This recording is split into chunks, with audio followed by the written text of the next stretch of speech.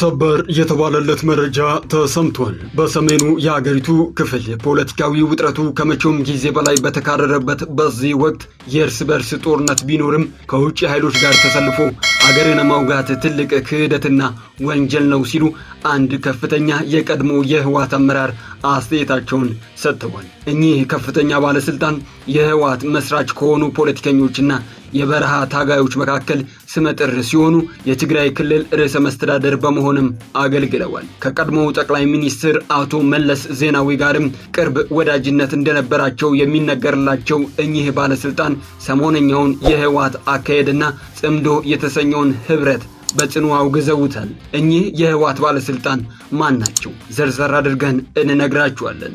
በሌላ በኩል የአሜሪካ ልዑክ በቅርቡ ወደ ትግራይ ክልል እንደሚገባ ከዲፕሎማቲክ ምንጮቻችን አረጋግጠናል። አሜሪካ በኢትዮጵያ ፖለቲካ ላይ እጇን ማስገባት የፈለገችው ለምንድን ነው? የአሜሪካ ልዑካንስ ወደ መቀለ የሚጓዙት ለምን ዓላማ ነው? በዝርዝር እንነግራችኋለን። ለወቅታዊ አዳዲስና ተአማኒ መረጃዎች ቻናላችንን ሰብስክራይብ በማድረግ ቤተሰብ ይሁኑ።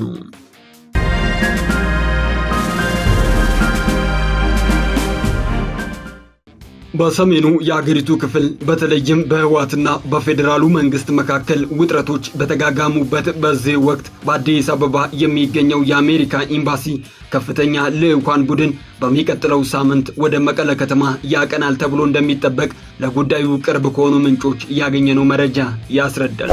እንደ መቀለ ሰንትራል መረጃ ስለ ጉብኝቱ ዋና ዓላማ፣ ስለ ልዑካን ቡድኑ አባላት ማንነት እስካሁን በይፋ የተገለጸ ነገር የለም። ይሁን እንጂ በመቀለ ከህወሓት አመራሮች ጋር ይገናኛሉ ተብሎ ይጠበቃል። ይህ የታቀደው ጉዞ በትግራይ ክልል ውስጥ የፖለቲካ ውጥረቶች በበረቱበት እንዲሁም የፕሪቶሪያውን የሰላም ስምምነት አፈጻጸም ለመደገፍና በትግራይ ባለድርሻ አካላት መካከል ውይይትን ለማበረታታት ያለሙ ዲፕሎማሲያዊ ጥረቶች እየተደረጉ ባሉበት ወቅት ላይ የሚመጣ ነው። ይህ የአሜሪካ ኤምባሲ ልዑካን ቡድን ጉብኝት የአፍሪካ ህብረት የአፍሪካ ቀንድ ከፍተኛ ተወካይ የሆኑት የቀድሞ የናይጄሪያ ፕሬዚደንት ኦሉሴጉን ኦባሳንጆ ባለፈው ሳምንት በመቀለ ካደረጉት ጉብኝት ቀጥሎ የሚመጣ መሆኑ ታውቋል። ኦባሳንጆ በቆይታቸው ከህወሓት ሊቀመንበር ጋር በሰላም ስምምነቱ አፈጻጸም፣ በክልሉ የጸጥታ ሁኔታና ወቅታዊ የፖለቲካ እንቅስቃሴዎች ዙሪያ መወያየታቸው ይታወሳል። አሜሪካን ጨምሮ ዓለም አቀፉ ተዋናይ በትግራይ ክልል እየታዩ ባሉ ወቅታዊ ለውጦች በተለይም እየሰፋ መጥቷል በሚባለው የፖለቲካ ልዩነቶች፣ በሰላም ስምምነቱ አፈጻጸም ዙሪያ ባሉ ውዝግቦች እንዲሁም በሰብአዊ ድጋፍ አቅርቦትና በአጠቃላይ በአስተዳደራዊ ጉዳዮች ላይ ያላቸውን ስጋት ሲገልጹ መቆየታቸው ይታወሳል። ዩናይትድ ስቴትስ በትግራይ የሁለት ዓመት ጦርነት ማክተሚያ ላይ ቁልፍ የዲፕሎማሲ ሚና የተጫወተች ሲሆን የፕሪቶሪያው ስምምነት ሙሉ በሙሉ እንዲተገበር፣ በጦርነቱ ወቅት ለተፈጸሙ በደሎች ተጠያቂነት እንዲሰፍንና በትግራይ መሰረታዊ አገልግሎቶች ሙሉ በሙሉ እንዲመለሱ በተደጋጋሚ መግለጫዎችን ስታወጣ ቆይታለች። ይህ በሚቀጥለው ሳምንት ይደረጋል የተባለው የአሜሪካ ኤምባሲ ልዑካን ቡድን ጉብኝት ዋሽንግተን በትግራይ ክልል እየተቀያየረ ባለው የፖለቲካ ምህዳር ላይ ያላትን አቋም አመላካች ሊሆን ስለሚችል በብዙዎች ዘንድ ከፍተኛ ትኩረትንም ስቧል።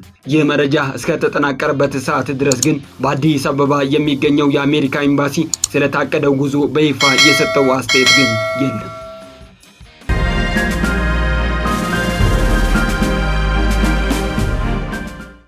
ወዲህ ደግሞ ከሰሞኑ በትግራይ ክልል የድሮን ድብደባ መፈጸሙን የአዲስ ጦርነት ማስጀመሪያ ምልክት ሊሆን ይችላል የሚል ግምት በብዙዎች ዘንድ አሳድሯል። በሌላ በኩል ጽምዶ በሚል ስም በፈጠሩ የሚነገረው ህወሓትና ሻዕቢያን ጨምሮ ሌሎች የትጥቅ ኃይሎችን አሰባስቧል የሚባለው አዲስ የፖለቲካ ኃይል አስተላለፍ ዓላማውና ግቡ ምንድነው የሚለው በብዙዎች የሚነሳ ሌላኛ ጥያቄ ሆኗል። በትግራይ ፖለቲካ ውስጥ ከወጣትነት ጀምሮ ተሳትፎ ሲያደርጉ የቆዩት የአረና ትግራይ ሉዓላዊነትና ለዲሞክራሲ ፓርቲ መስራችና ከፍተኛ አመራር አቶ ገብሩ አስራት በእነዚህና በሌሎች ወቅታዊ የትግራይ ፖለቲካዊ አጀንዳዎች ላይ ሰፊ ማብራሪያን ሰጥተዋል። አቶ ገብሩ ስለ አዲስ ጦርነት ስጋት ብቻ ሳይሆን የኤርትራ ፕሬዚዳንት ኢሳያስ አፈወርቂ ወደ ካይሮ ስለሚመላለሱበት ምክንያትም ዘርዘር ያሉ ሐሳቦችን አንስተዋል።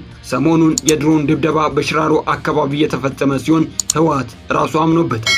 ባወጣው መግለጫውም በሰላማዊ መንገድ ሲንቀሳቀሱ የነበሩ የሰራዊት አባላት ላይ ድብደባው መፈጸሙን ትክክል አይደለም ብሎ ተናግሯል። አቶ ገብሩ አስራት ከተለያዩ የመረጃ ምንጮች አረጋገጥኩት ባሉት መረጃቸው ድብደባው የተፈጸመው አርሚ 13 በሚባለው ሰራዊት ላይ መሆኑን ገልጸዋል። አርሚ 13 ወደ ሱዳን ለመሄድ ሲንቀሳቀስ በድሮን መደብደቡን አቶ ገብሩ አስረድተዋል።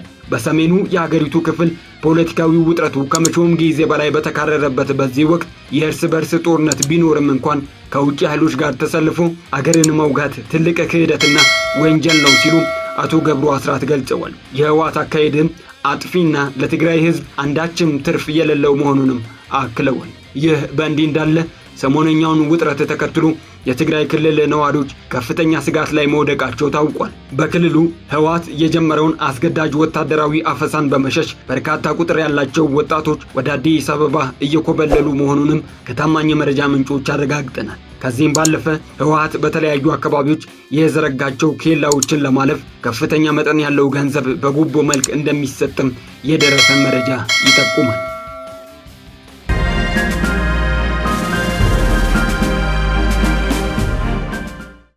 ክቡራን ተከታታዮቻችን የእሳቱ መረጃችን በዚሁ አበቃ። ለአዳዲስና ወቅታዊ እንዲሁም ተአማኒ መረጃዎች ቻናላችንን ሰብስክራይብ በማድረግ ቤተሰብ ይሁኑ።